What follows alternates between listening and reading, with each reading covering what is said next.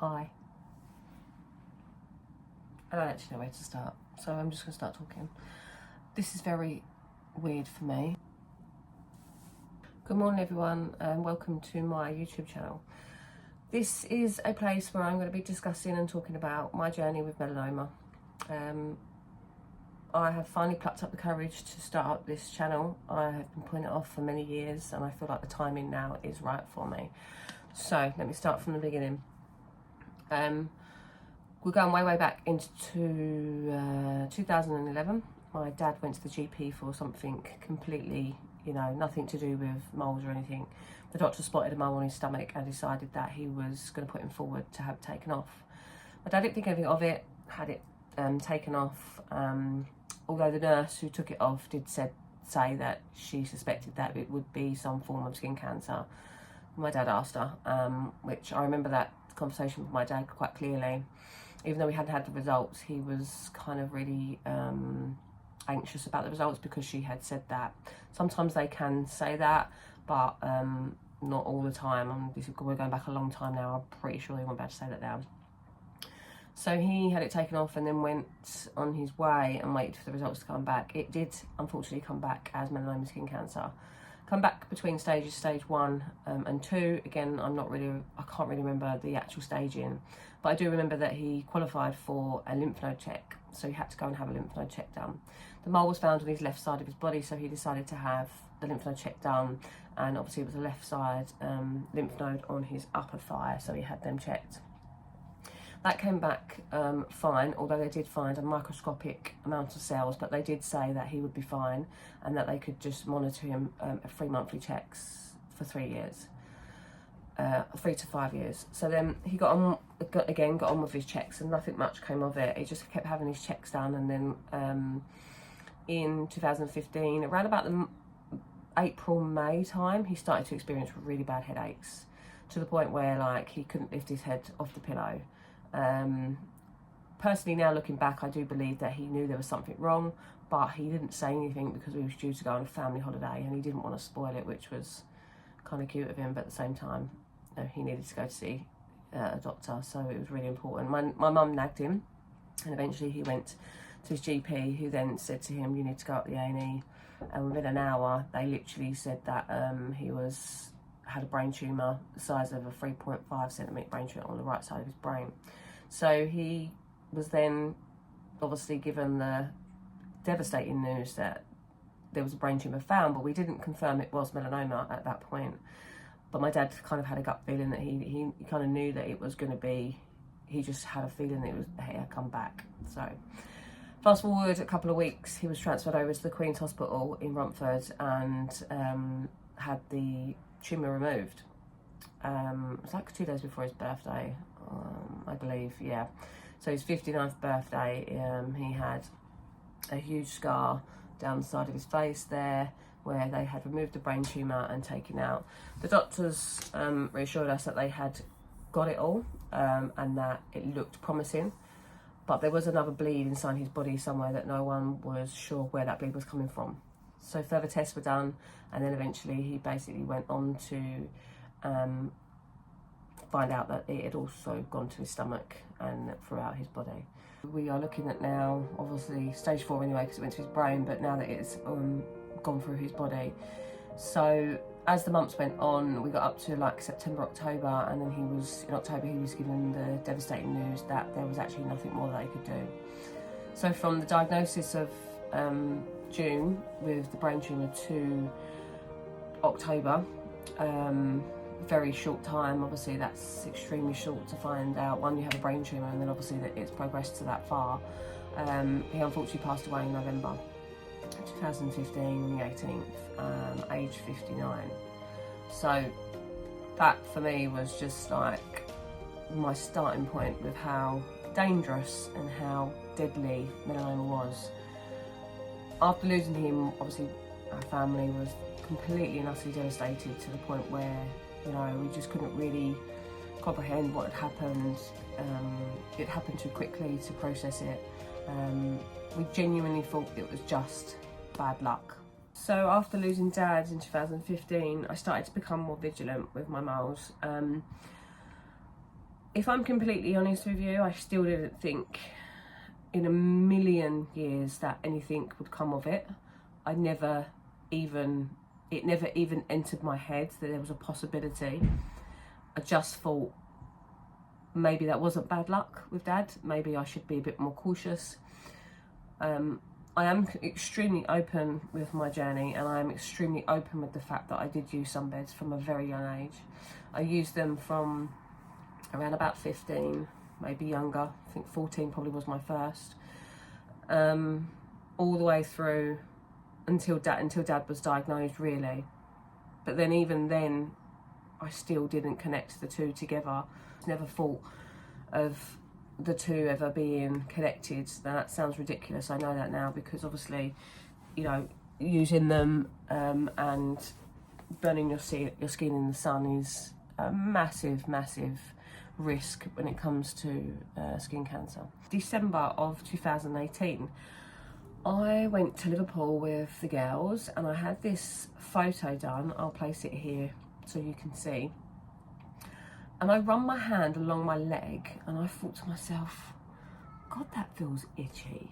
You know, like, God, that feels a bit lumpy. And it was starting to, like, you know, like scab over and just itch a little bit.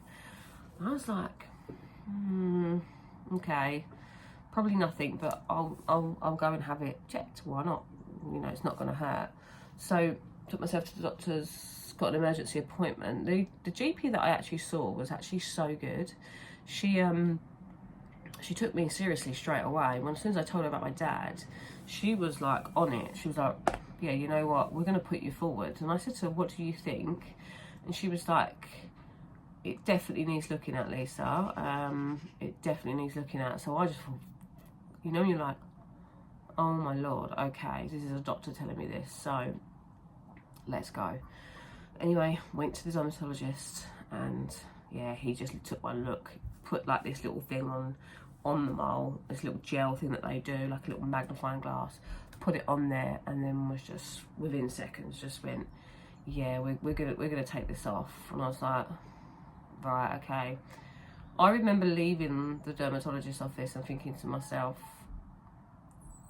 like, wow, like are you being for real? Like, I remember thinking to myself, it's only been 3 years since losing my dad. Like, surely this is not happening to me, surely. And I probably went into one of the most darkest places I think I've been in a long time. The fear, the anxiety, the thoughts that came into my head was just unbelievable. I have 4 children, I'm married, I have a family, you know. At the time I was only 37. So I was just like, no, this can't be happening, like, surely not. Fast forward, having it taken off, I waited 6 weeks for the results, and my God, was that the longest 6 weeks of my life. So I decided to try to keep myself occupied and stuff like that. It just didn't work. It was over Christmas period, so it was a case of my mind was elsewhere. I got the results back in the, God, I can't remember now, it was January. And it came back as a borderline stage 1 melanoma. So I was just like, what the fuck is going on? You know, like, this is unbelievable. Like, how can this happen to me? Like, what? You know, Dad was bad luck, right? So this surely, you know, surely can't happen to me. Like, this is not right. And then I started to, obviously I had the wider excision because when you have melanoma, when you get diagnosed with it the first time, then what they would do is then have a, what's called a wider excision, and then you will go have more taken out and then see whether there's any cells left. If there is any cells left, then you can have a lymph node check to the nearest part in your body from where the mole is. I didn't need that, thankfully. I caught it very early. I dread to think what position I'd be in right now if I hadn't have found it and I hadn't taken myself to the GP and I hadn't have pushed, not even pushed actually, because they was incredible at the beginning. Even just getting it checked. If I hadn't pushed myself to go and get it checked, basically, because I did think to myself, I'm going to be wasting people's time. I get a lot of that now. People say to me, oh, surely I'm just going to waste the doctor's time from going for a skin check. No, you're really not. You're really not. Fast forward again, after that, I had the wider excision done, life went on.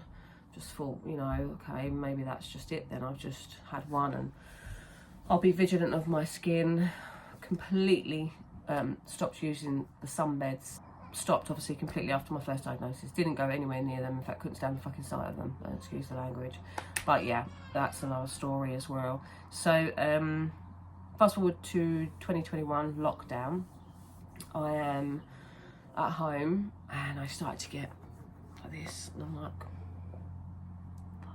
and I looked, and it was a mole, and it started to itch.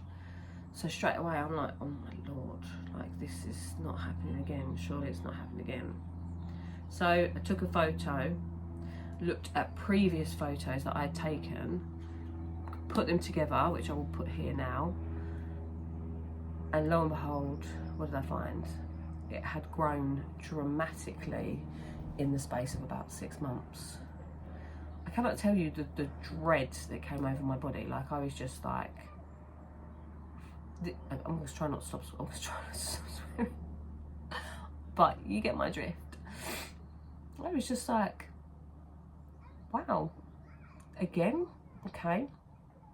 I had been told before that if you've been diagnosed once that you could possibly be diagnosed again afterwards, but I really never thought anything of it. I just thought, oh, you know, again, my own fault. I went on some beds, you know.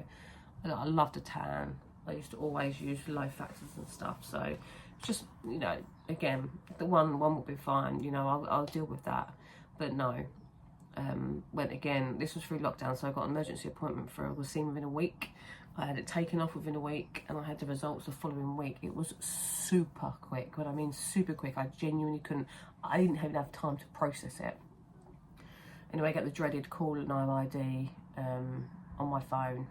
I was sitting on the sofa, I was through lockdown, I was watching a movie with the kids, and I just thought, I looked at Dean, my husband, and I just knew.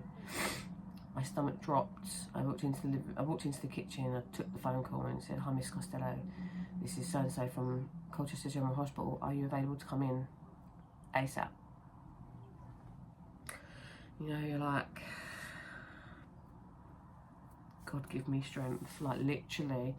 So I went in, walked into the room, and as I walked in, there was the dermatologist, a cancer nurse, and then another nurse sitting there. The nurses were sitting there with leaflets, and I just knew.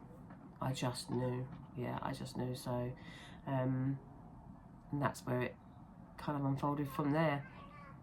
I've had 2 diagnoses. I've been diagnosed twice with melanoma in the last 5 years, nearly 6 coming up. And since then I've raised like loads of awareness for melanoma. Some of my TikToks have reached up to 4.1 million, which is actually insane. Here is my link to my TikTok. Please go and follow and tell your family and friends to get a skin check. My whole idea of this channel is to basically spread awareness as much as possible, but also bring you into my life of how I deal with it, and moving forward what I'm going to be doing to help others to understand the dangers of it. Because if I'm completely honest, it's never spoken about. Well, not enough anyway, not in my eyes. I feel like it's up to us as survivors to spread the awareness. There are some fantastic dermatologists out there that are doing that job as well, but I do feel that we need to push a little bit more. So that's what this channel is going to be about. I hope you've made it to the end. If you have, thank you very much. And if you could subscribe and like and share, that would be even better. I am very, very new to this. This is all very new. I have no idea what I'm doing, but I'm about to go into this with an open heart and just do my best. I'm trying to raise as much awareness. I've been told many times that I need to do this YouTube channel, and I think now is the time for me. It's right for me now. I hope that you've enjoyed listening to my story. As sad as it is, I'm still here. Yes, I did lose my dad to melanoma, but I am here, hopefully, for many, many, many years to come, and I can share my story with you guys and be really open and honest about what's to come, and go from there. Thank you so much for listening if you have got this far, and I will speak to you very soon.